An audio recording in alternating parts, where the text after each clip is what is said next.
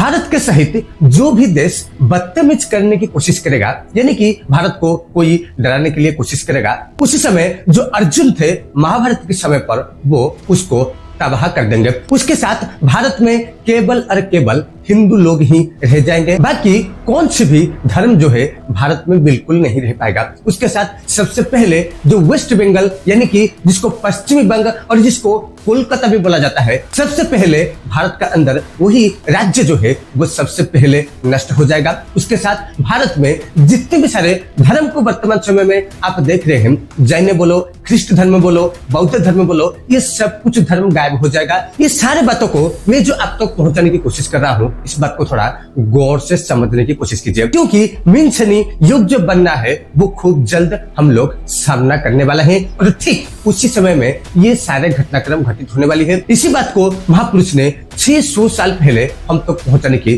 कोशिश भी कर रहे हैं, जो कि मैं आप तक पहुंचाने की कोशिश कर रहा हूं। तो चलिए इस बारे में डिटेल में चर्चा करने की कोशिश करेंगे। महापुरुष ने 600 साल पहले क्या कुछ वर्णन किए हैं, इस पर थोड़ा गौर से नजर डालने की कोशिश कीजिए। तो चलिए शुरू करते हैं।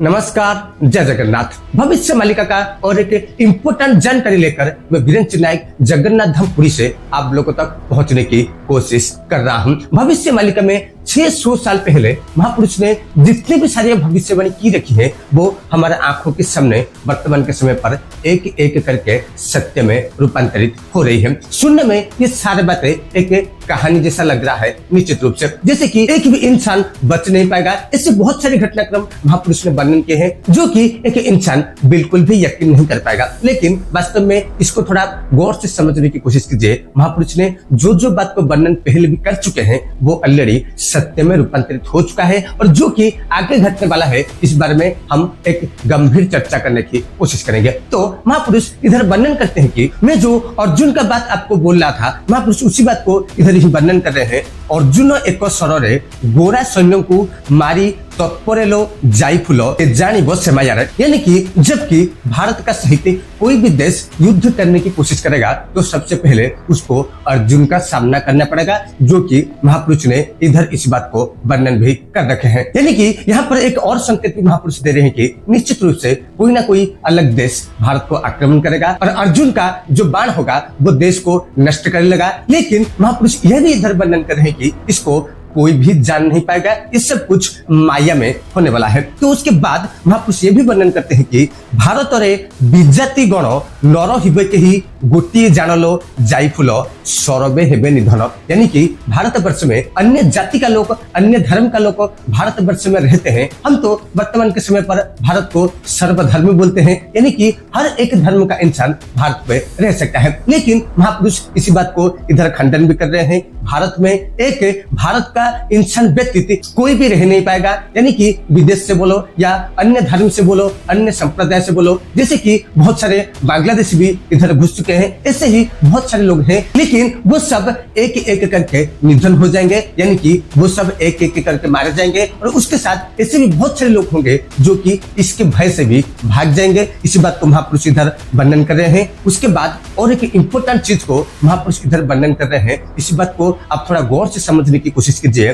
कलिकता जे सहर पोड़ी जली हेब किन्नार खारलो जाई फूलो भारत समर सार, यानी कि कोलकाता के बारे में महापुरुष इधर एक गंभीर जानकारी प्रदान कर रहे हैं। जबकि भारत वर्ष पर पहला हमला होगा तो सबसे पहले कोलकाता पर ही अटैक होने वाला है और महापुरुष ये भी इधर वर्णन कर रहे हैं कि ये जो शहर होगा, ये कोलकाता का जो टाउन होगा, ये संपूर्ण रूप से ध्वस्त विध्वस्त हो जाएगा, इसका कोई नामो निशान नहीं जाएगा और सबसे पहले जो भारत का महासमर होने वाला है, जबकि भारत पर पहला आक्रमण होगा तो सबसे पहले कोलकाता के ऊपर आक्रमण होने वाला है। तब से भारत का सहित युद्ध शुरू हो जाएगा और उसी समय से ही अर्जुन जो है माया का वेश धर के विदेशियों को संहार करेंगे। उसके बाद महापुरुष सबसे इम्पोर्टेंट और सबसे गंभीर जानकारी इधर प्रदान कर रहे हैं, जो कि वर्तमान के समय पर भारतवर्ष में और समग्र विश्व में भी आप ये देख सकते हैं कि कोई अपना धर्म को नहीं छोड़ने के लिए चाहता। यानी कि हर धर्म के अंदर अंदर जो द्वंद्व हो गया है, हर धर्म के अंदर अंदर जो लड़ाई झगड़ा चल रहा है,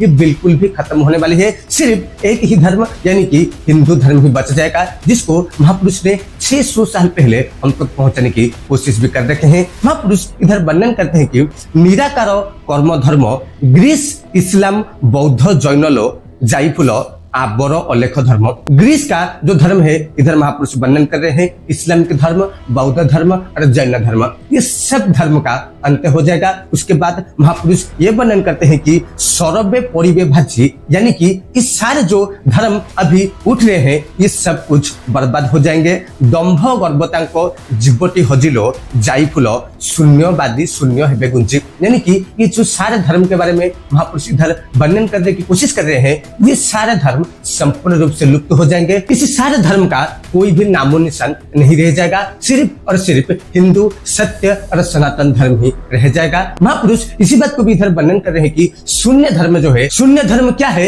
ये भी आप अच्छे से जानते हैं। न किसी भगवान को पूजा करना, ना भगवान और भगवान के बीच लड़ाई होना, इसे भी बोल सकते हैं कि भगवान और भगवान, यानी कि एक धर्म और अलग धर्म मिलकर युद्ध करेंगे, ऐसा बिल्कुल भी नहीं रहने वाला है। सब कुछ शून्य धर्म को पकड़ के चलने की कोशिश करेंगे और महापुरुष इसी बात को ही 600 साल पहले वर्णन किए हैं। ये भी आप गौर से समझ लेने की कोशिश कीजिए। ये जो बात मैं आज आपको बताने की कोशिश कर रहा हूँ, ये विशेष करके 2025 से लेकर 2026 इसी का अंदर ही ये घटनाक्रम घटित होने वाली है। जो कोलकाता शहर है ये संपूर्ण रूप से ध्वंस हो जाएगा। जितने भी सारे धर्म है वो संपूर्ण रूप से ध्वंस हो जाएगा, संपूर्ण रूप से बर्बाद हो जाएगा। केवल और केवल सत्य सनातन हिंदू धर्म ही बच जाएगा। उसके साथ महापुरुष ये भी वर्णन करते हैं कि भारतवर्ष पर जितने भी सारे वर्तमान के समय पर विदेशी लोग सब है वो सब चले जाएंगे, यानी कि भारतवर्ष में जितने भी सारे अन्य धर्म का लोग है वो सब भारत छोड़कर चले जाएंगे। यही बात को महापुरुष ने 600 साल पहले वर्णन कर चुके हैं। और वास्तव में हम अगर वर्तमान के समय को समझने की कोशिश करेंगे, यानी कि वर्तमान के समय, वर्तमान में जो परिस्थितियां सब सृष्टि हो रहा है, उसको अगर आप थोड़ा गौर से समझने की कोशिश करेंगे तो आपको ही मालूम पड़ जाएगा कि ये सारे कुछ घटना बहुत जल्द होने वाला है। यानी कि सब कुछ चीज का अंत का समय ऑलरेडी आ चुका है। क्लाइमेट चेंज इस तरह हो रहा है कि कोई भी आदमी वर्तमान के समय में स्वस्थ भी नहीं है। हर एक आदमी कौन सी ना कौन सी बीमार को लेकर परेशान है। उसके साथ युद्ध जो है वो चल रहा है, उसके साथ क्लाइमेट चेंज का जो असर पड़ रहा है वो पहले खेती पर पड़ने वाली है। इसी साल 2025 में किसान लोग जो है इसी साल 2025 में बहुत परेशान भी रहने वाला है। उसके साथ राजनीतिक में बहुत सारा परिवर्तन भी आने वाला है और जो सरकार है वो इतना टैक्स लगाएंगे कि लोग भी बहुत सारा हैरान होने वाले हैं। इसी साल 2025 के लिए ये बात महापुरुष ने 600 साल पहले हम तक पहुंचाने की कोशिश कर रहे हैं और जो कि मैं आप तक पहुंचाने की कोशिश भी कर रहा हूं। आशा करता हूं वीडियो को अंत तक देख रहे होंगे। निश्चित रूप से आपको समझ में आ रहा होगा कि महापुरुष ने जो बात को 600 साल पहले वर्णन किए हैं वो सारी बातें वर्तमान के समय पर हमारा आंखों के सामने ही घटित हो रही है। तो आज के लिए बस इतना ही। चैनल को सब्सक्राइब कर लीजिएगा। इस तरह का भविष्य वालिका का जो टॉप सीक्रेट जानकारी है मैं आप तक पहुंचाने की कोशिश भी कर पाऊंगा। आज के लिए बस इतना ही। जय जगन्नाथ, जय श्री कृष्ण, वंदे उत्तर जननी, भारत माता की जय।